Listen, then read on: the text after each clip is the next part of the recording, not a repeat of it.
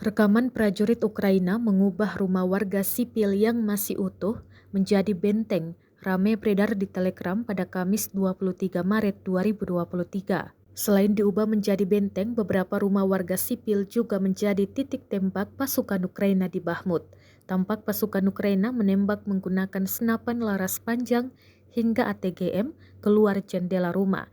Rekaman lain juga menunjukkan bahwa pasukan Ukraina bersembunyi di ruang bawah tanah dan sebuah peluru terbang di sekitarnya.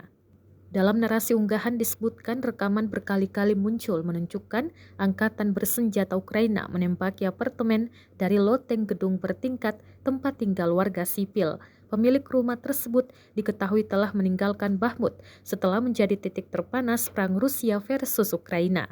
Sejak Februari 2023, pemerintah Ukraina telah mengatakan bahwa semua penduduk yang tersisa di kota Bakhmut di Donbas harus pergi sekarang. Rusia telah berusaha merebut kota itu selama berbulan-bulan.